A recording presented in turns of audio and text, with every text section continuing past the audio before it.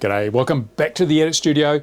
It is the penultimate day before our big lockdown here in New Zealand. And so I went out with my little action camera because I had to go to the airfield and get some stuff.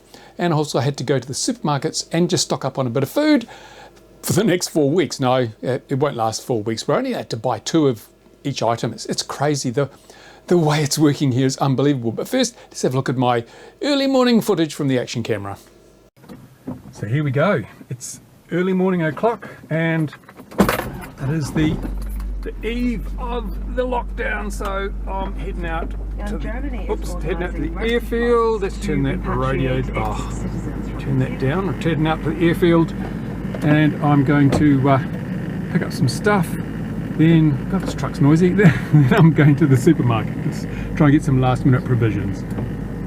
So here we are, we're at the airfield. Look at that sunrise, isn't it a beauty? My goodness, early o'clock in the morning.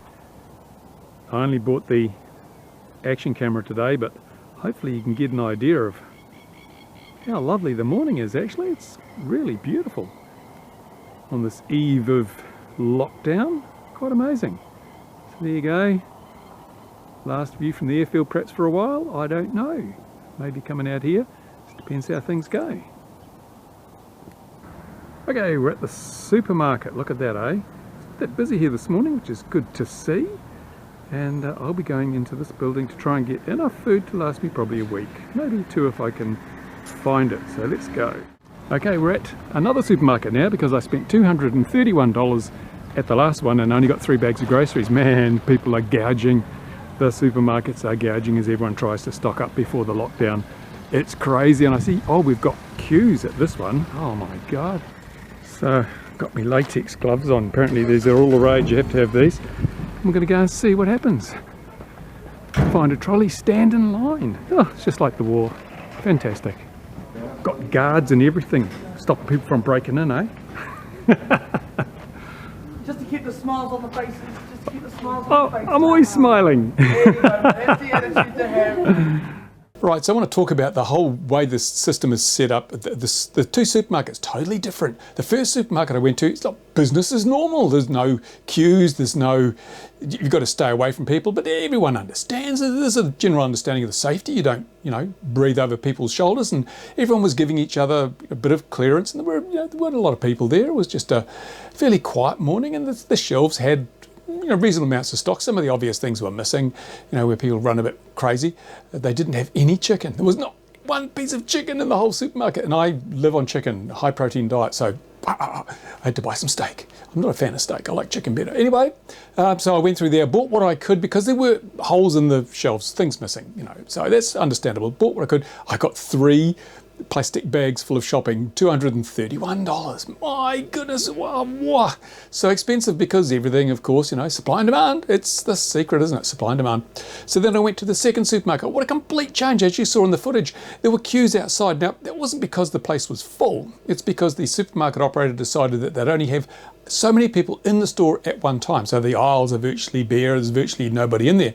And no new person could go in until one of the people that was in there came out. So there was always a fixed number of people in the supermarket. And so there was long waits outside where people had to stand behind each other. Supposed to be 2 metre spacings. Yeah, they were a little bit under 2 metres. And then when I got inside, at least they had chicken, so I was able to buy chicken, but only 2 packs of chicken. I only buy 2 at a time. So it means I have to go back in a few days' time to buy more. And this is the whole, I don't know, there's no one with the brain thinking this through.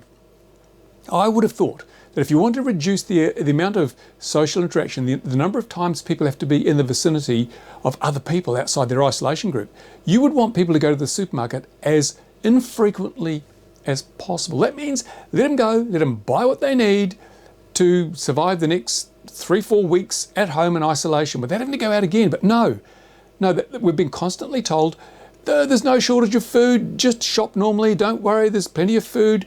But we can only buy 2 of anything. So we can't actually buy enough to last more than a few days. So we're forced to go back to the supermarket and interact with other people. And that's where this whole thing, this is where you get the contamination and the infection. Brilliant, absolute stupidity on the part of the people organising this. If it was me, If it was me, I would have said, well, okay, let's stagger things.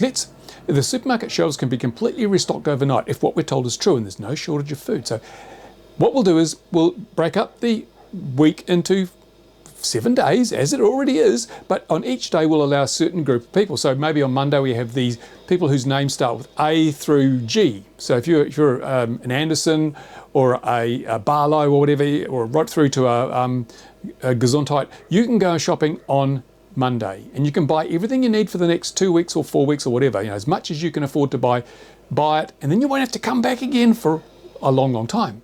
On the Tuesday we take the H's through M's or whatever, so all the Hendersons through to the Murdochs can go in and they can do the same thing, because overnight it will have been restocked, all the shelves will be full again. So that little subset of the community can go in and buy what they need for the next 4 weeks. And then obviously on Wednesdays another group of people and so forth. So what it means is there will only be a small number of people in the supermarket at any time, because only a small section of the community qualifies on the basis of their surname, what letter it starts with. So you don't have the big crowds, but the shelves are restocked, so everyone can get what they want and they can buy enough that they don't have to keep coming back day after day after day, which is the current situation. You have to keep coming back. It's lunacy.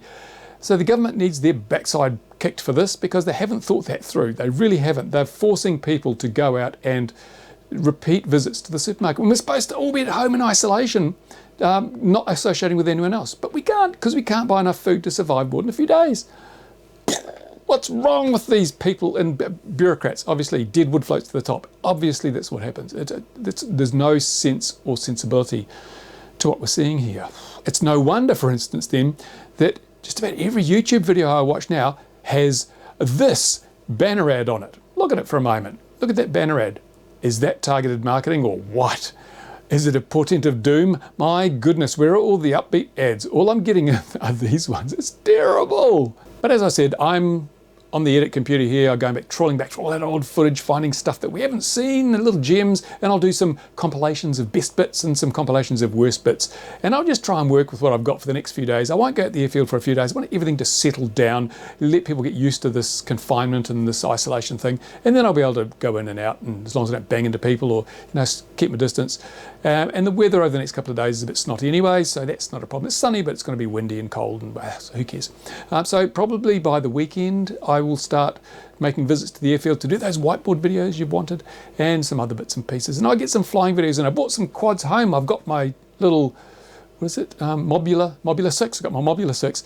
I've got my Cinequeen 4K. And I've got the Hom Beetle. So I've got all these I can fly around. I can even go up. So what I might do, if it's of interest to people, is I'll just get some aerial shots of the town. I can do it from home. I can fly around. Not going to be anyone up there in the air, is there? I'll be able to get some aerial shots and just show you how things change on a day-to-day basis if they do. Well, it's something to watch, isn't it? It's better than nothing. Better than watching paint dry. But if you'd rather watch paint dry, I do have some paint and I can paint something and put a webcam on it. If you'd really like that, just let me know in the comments. If you want to watch paint dry, in fact, I've even got some grass growing in the backyard. It's grown too tall, but I can put a webcam on that too, because we just need something, don't we?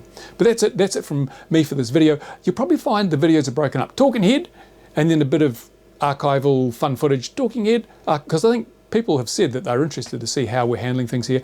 I'd be interested to see how you're handling things as well. So if you've got some really good vids you're putting up on your current situation, how about you drop me an email, and if I think they're good, I'll give them a shout out. I'll give you a shout out. Well, I'll try and pick the best isolation vids of all the ones that are sent to me, and I will just do up a little shout out to everyone, and hopefully you get a bit of people on your channel, but you're not going to make any money.